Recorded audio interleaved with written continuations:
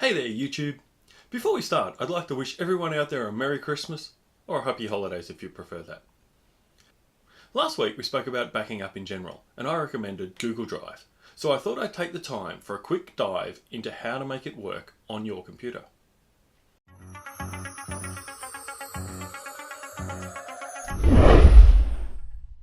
To start with, you'll need a Google account. If you don't have one, there's a video linked above that will explain it step by step.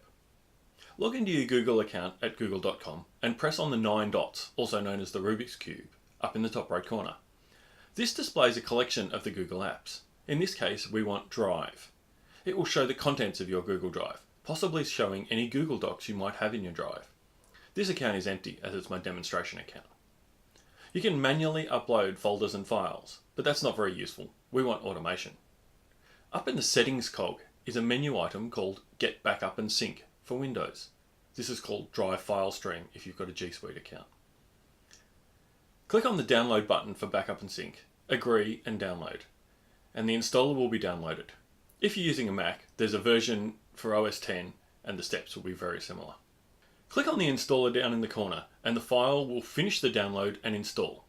At the end, click Close and the Backup and Sync setup wizard will start.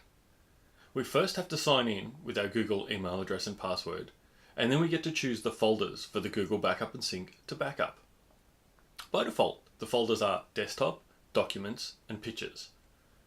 I tend to choose the high quality option to fit more photos in, and also tick the Google Photos button at the bottom to allow better access to the photos.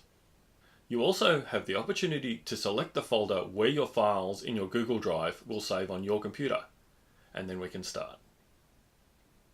Google Backup and Sync then begins setting itself up and finds your files. The Backup and Sync icon appears in the system tray, pictured as a cloud with an up arrow in it, which changes to revolving arrows when it's syncing. You can click on it to see progress, and also links to the Google Drive folder on the computer, Google Drive on the web, and Google Photos on the web. The last icon is a hamburger icon, which includes the Preferences menu and some other options. In Preferences, we can change our settings, including adding extra folders to back up. It also handily gives you an indication of the size of the folder. You can see here I've added a folder with over 30 gig to test out the uploads. If you do run out of space, you can click on the link to upgrade, which is all handled by Google One, allowing you to upgrade to 100 gig space for 25 Australian dollars per year, or upgrading to 200 gigabytes for $44 per year. Well, that about covers it for Google Drive. At the Tech Doctor Network, our goal is to help you negotiate the technology maze. Come back every weekend for new videos, or subscribe and ring the bell to be notified. I'm here to help. Thank you so much for watching. Merry Christmas.